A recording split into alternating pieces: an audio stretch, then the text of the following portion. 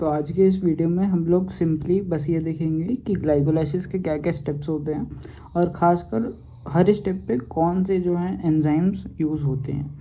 हम जो ATP ADP conversion और कितने एटीपी प्रोड्यूस हो रहे हैं और लास्ट में हमें कितने एटीपी मिलते हैं, कितने उसमें जाते हैं, वो हम बाद की वीडियोस में देखेंगे। ये वीडियो मेनली स्ट्रक्चर्स पे फोकस करेगा और दूसरा किस पे फोकस करेगा कि कौन से एंजाइम्स यूज़ हो रहे हैं। तो हम कहाँ से स्टार्ट करते हैं। हमारा जो ग्लाइकोलाइसिस शुरू होता है वो शुरू होता है हमारे पास यहाँ पे अल्फा डी ग्लूकोज से। तो अल्फा डी ग्लूकोज क्या होता है? सिंपल ग्लूकोज का जो स्ट्रक्चर होता है, हम रिंग स्ट्रक्चर देख रहे हैं यहाँ पे, जहाँ पे ऊपर CH2OH होता है और यहाँ पे ऐसा स्ट्रक्चर होता है। इसके ऊपर एक एंजाइम काम करता है जिसको हम क्या कहते हैं? हेक्सोकाइनेज,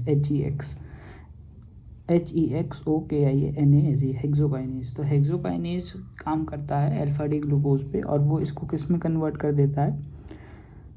हेक्सोकाइनेज इसको कन्वर्ट कर देता है अल्फा डी ग्लूकोज 6-फॉस्फेट में। 6-फॉस्फेट मीन्स इसका जो 6th कार्बन है यहाँ पे एक फॉस्फेट ग्रुप ऐड हो जाता है। तो अल्फा डी ग्लूकोज किस में कन्वर्ट हो जाता है? अल्फा डी ग्लूकोज 6-फॉस्फेट में। 6 ग्रुप पे फॉस्फेट लगने से क्या होता है? दो चीज़ें होती हैं, ये भी बहुत इंपॉर्टेंट है। दो चीज़ें क्या होती हैं? एक तो ग्लूकोज का सेल से बाहर निकलना डिफ़िकल्ट हो जाता है, मीन्स जो ग्लूकोज है वो सेल में रह पाता है। और दूसरा क्या होता है कि इसकी रिएक्टिविटी बढ़ जाती है। ये दो चीज़ें होती हैं। उसके बाद ये वाला जो स्टेप होता है ये हमारे पास इरिवर्सिबल स्टेप में आता है। ये सिंगल स्टेप है, यहाँ पे एरो से आप देख सकते हैं। अच्छा, अब दूसरा आगे क्या होता है? आगे हमारे पास ये स्टेप है, इसमें क्या होता है? हमारे पास जो अल्फा डी ग्लूकोज 6-फॉस्फेट है, मैं इसको ग्लूकोज 6-फॉस्फेट ही बोलूँगा। ग्लूकोज 6-फॉस्फेट जो है ये फ्रक्टोज 6-फॉस्फेट में कन्वर्ट हो जाता है। मीन्स थोड़ी स्ट्रक्चरल चेंजेस होती है जिसमें हम क्या काम करता है? फॉस्फोहेक्सोज आइसोमरेज, ये एंजाइम यहाँ पे काम करता है। और 6th कार्बन पे ही हमारे पास एक ही फॉस्फेट ग्रुप लगा होता है और ये फ्रक्टोज 6-फॉस्फेट फॉर्म हो जाता है। तो यहाँ पे क्या होता है, जो हमें यहाँ पे जब हमने पहला फॉस्फेट ऐड करा था तो यहाँ पे ATP से ADP में कन्वर्ट हुआ था। ADP मतलब एडिनोसिन ट्राइफॉस्फेट और ADP क्या होता है? Adenosine diphosphate. तो एक फॉस्फेट यूज़ हो रहा है तो वो एक फॉस्फेट यहाँ से निकल के इस स्ट्रक्चर पे ऐड हो जाता है। उसके बाद हमने कोई भी फॉस्फेट ऐड यहाँ पे नहीं करा है, तो इसीलिए सिर्फ यहाँ पे जो है ग्लूकोज 6-फॉस्फेट से फ्रक्टोज 6-फॉस्फेट बना है। इसके बाद क्या हो रहा है? फिर उसके बाद फ्रक्टोज 6-फॉस्फेट के बाद यहाँ पे क्या हो रहा है? एक और दूसरा एंजाइम हमारा कौन सा काम कर रहा है? फॉस्फोफ्रक्टोकाइनेज। इसको हम शॉर्ट में क्या कहते हैं? इसको हम कहते हैं PFK। तो यहाँ पे PFK काम कर रहा है और PFK क्या कर रहा है? फ्रक्टोज 6-फॉस्फेट को किस में कन्वर्ट कर रहा है? फ्रक्टोज 1,6-बिसफॉस्फेट में। बिसफॉस्फेट मीन्स क्या कि हमारे पास यहाँ पे एक फॉस्फेट था, अब हमारे पास 2 फॉस्फेट यहाँ पे ऐड हो चुके हैं। कौन सी पोजीशन पे? 1st पोजीशन पे और 6th पोजीशन पे। तो ये स्ट्रक्चर कुछ ऐसा बन जाता है कि यहाँ CH2O के साथ यहाँ पे फॉस्फेट पहले से था 6th पोजीशन पे, और यहाँ पे ये जो फर्स्ट वाला कार्बन है, ये फर्स्ट वाला कार्बन, यहाँ पे भी एक फॉस्फेट यहाँ पे ऐड हो चुका है। सो अब हमारे पास फ्रक्टोज 1,6-बिसफॉस्फेट है। अब नेक्स्ट क्या होता है? इस फ्रक्टोज 1,6-बिसफॉस्फेट से दो स्ट्रक्चर बनते हैं।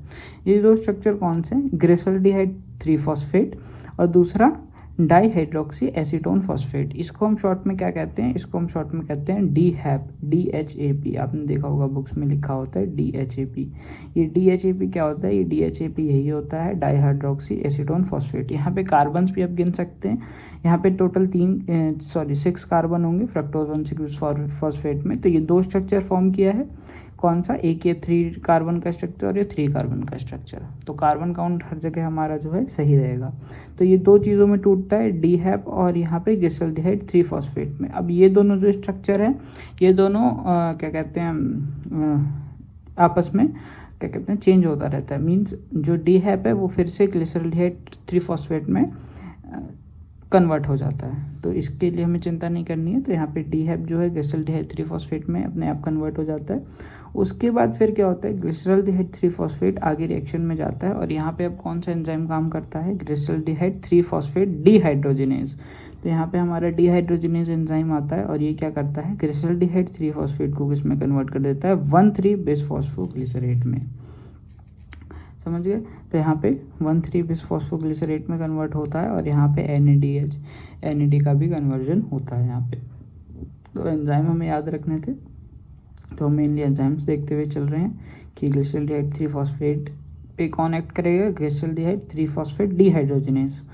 तो इससे क्या बन जाता है 1,3-बिसफॉस्फोग्लिसरेट। यहाँ पे जैसे 2 फॉस्फेट ग्रुप ऐड थे वो भी यहाँ पे 2 फॉस्फेट ग्रुप रहेंगे। इसके बाद हमारे पास क्या होता है, अब हमारे पास कौन सा मॉलिक्यूल है, हमारे पास है 1,3-बिसफॉस्फोग्लिसरेट में। अब 1,3-बिसफॉस्फोग्लिसरेट किस में हो जाएगा, कन्वर्ट होगा हमारे पास 3-फॉस्फोग्लिसरेट में। मीन्स यहाँ पे क्या हो रहा है, अब हमारे पास एक फॉस्फेट यहाँ पे निकल जा रहा है और यहाँ पे एंजाइम कौन सा काम कर रहा है, फॉस्फोग्लिसरेट काइनेज। तो यहाँ पे अब क्या हो रहा है, 1,3-बिसफॉस्फोग्लिसरेट था तो ये सिंपली किस में कन्वर्ट हो जाएगा, 3-फॉस्फोग्लिसरेट में।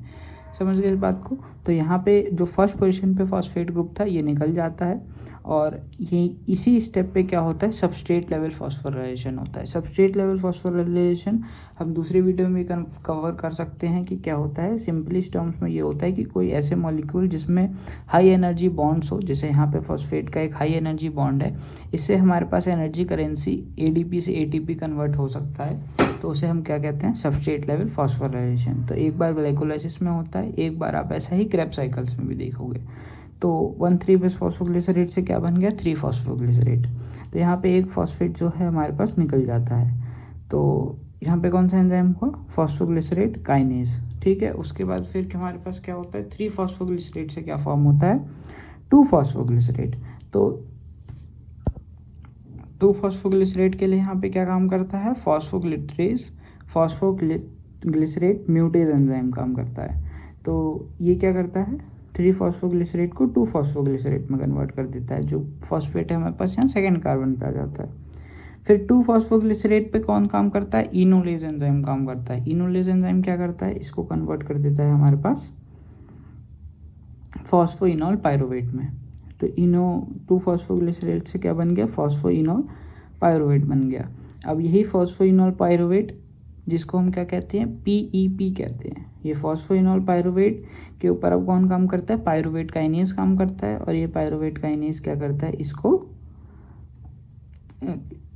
पायरुवेट में कन्वर्ट कर देता है। और ये एक इनॉल पायरुवेट होता है और ये स्पॉन्टेनियसली जो है कीटो पायरुवेट में कन्वर्ट हो जाता है। अभी यही कीटो पायरुवेट पे अगर लैक्टेट डिहाइड्रोजनेस काम करे तो ये लैक्टेट का फॉर्मेशन कर देता है।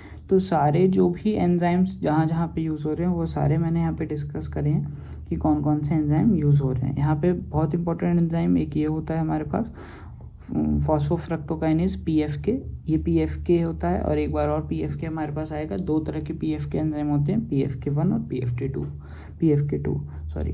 और यहाँ पे ये डिहाइड्रोजनेज एंजाइम हमारे पास यूज़ होते हैं। और दूसरा यहाँ पे एक और बहुत इंपॉर्टेंट एंजाइम होता है जो क्या होता है, पायरुवेट काइनेज, जो कि PEP फॉस्फोइनॉल पायरुवेट से पायरुवेट बनाने में हेल्प करता है। इसमें कुछ रिएक्शन क्या होते हैं, रिवर्सिबल होते हैं और कुछ इरिवर्सिबल होते हैं।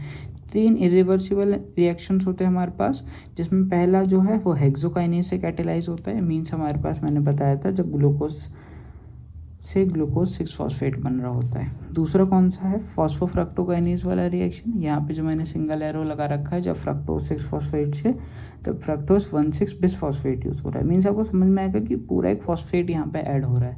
तो ये भी क्या होता है, इरिवर्सिबल रिएक्शन होता है। और तीसरा क्या होता है, पायरुवेट काइनेज वाला रिएक्शन है यहाँ पे। ये तीनों जो रिएक्शन होते हैं ये इरिवर्सिबल रिएक्शंस होते हैं।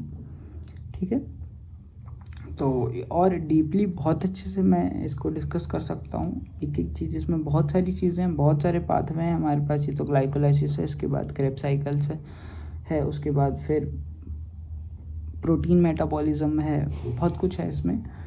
और कैसे वापस हम ग्लूकोज बनाते हैं जब ब्लड में ग्लूकोज की कमी होती है, वो सारा हम पाथवे डिस्कस कर सकते हैं। कैसे हम बाईपास रिएक्शंस क्या होती हैं वो सब हम डिस्कस कर सकते हैं। इस वीडियो में सिर्फ हमने रिएक्शंस डिस्कस करे हैं और स्ट्रक्चर्स, जो भी स्ट्रक्चर आपको देखने हो आप स्ट्रक्चर यहाँ से रेफ़र कर सकते हैं। आज की वीडियो में बस इतना ही।